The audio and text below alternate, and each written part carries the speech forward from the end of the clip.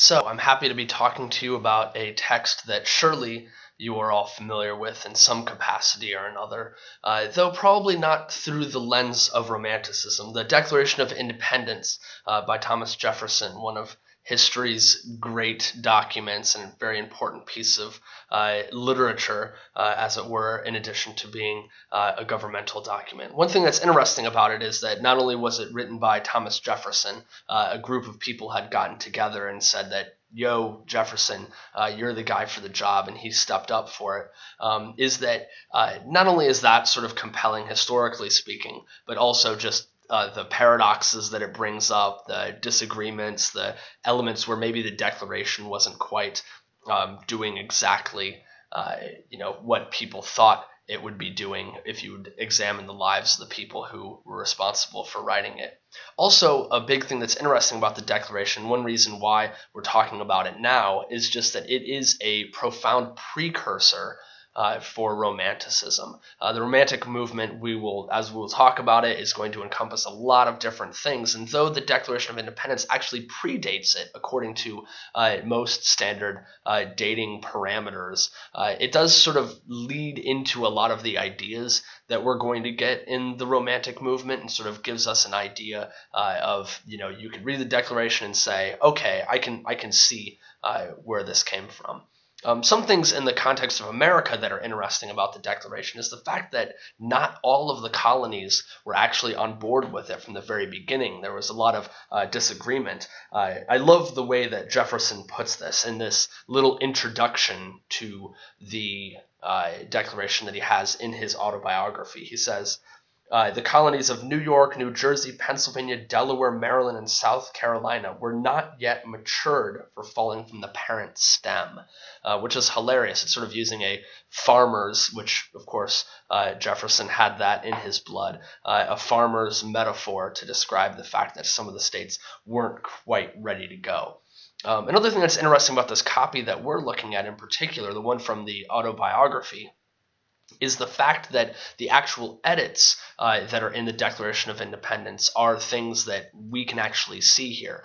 Most people only know the final version that was, posted everywhere and became sort of the Declaration as we know it.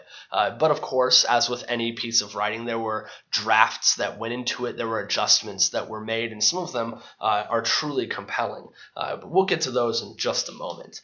One thing that the basic structure of the Declaration is that obviously it starts off just saying that, we're over you, England, we're ready to be our own thing now, and we have our own goals. But then it just sort of goes through and lists all these grievances that the colonies had against the King of England, all these different things that they were doing wrong, that basically the king had passed laws without any sort of representation, had the quartering of soldiers, had set up dummy courts where people would be tried and falsely accused, and also courts where British soldiers who had done bad things basically would get off with no punishment. So there's this huge list of grievances, which is a compelling and interesting thing.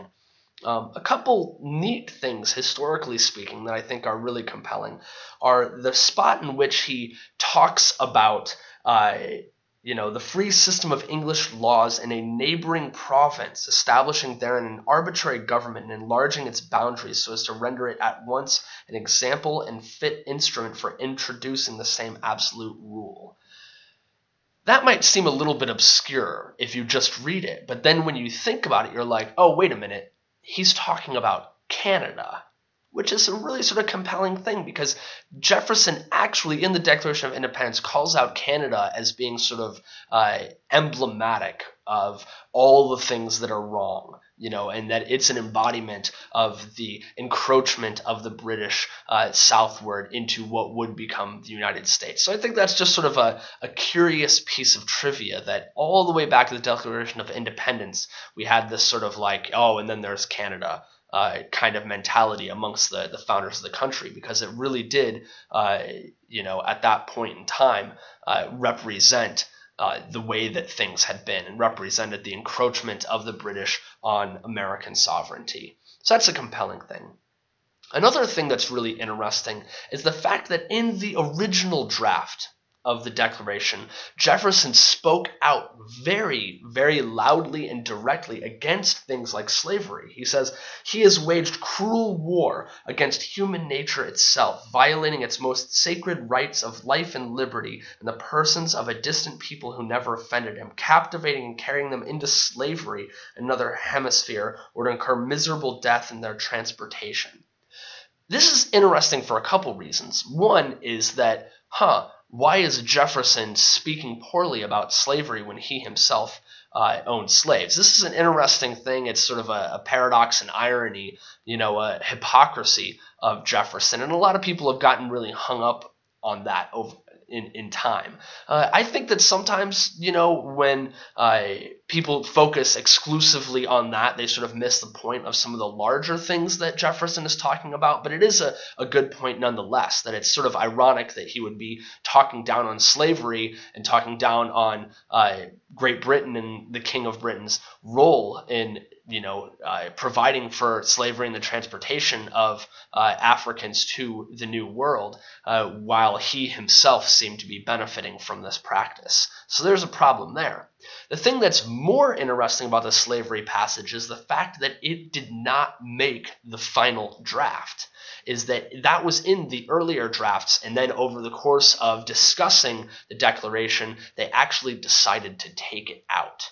That obviously doesn't bode well for the American history, the good way of looking back on the romance of what life was like back then and what America stood for, that they would edit this part out. But the bottom line was that to get a lot of the states on board with the Declaration, including the southern states, they had to remove that part from it, because too much of America just got its livelihood from the slave trade for them to be condemning it in the Declaration. So that's sort of a compelling piece of information. Another thing that's sort of telling is at the very end of the Declaration. The edits here are really fascinating, and two of them in particular.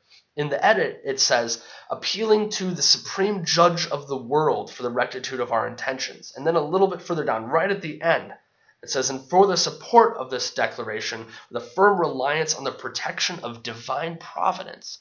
Both of these lines were not in original drafts, and then they were added in, and both of those additions refer directly to the idea of a higher power or to God, and the idea that this declaration would be protected by God.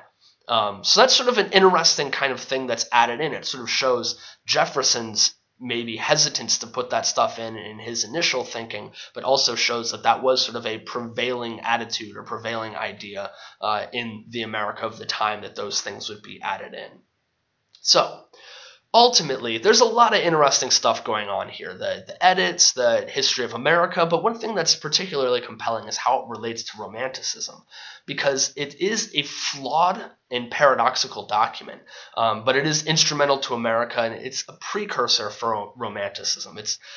Although it's a partial thing, the big romantic idea in the Declaration is that notion of democracy.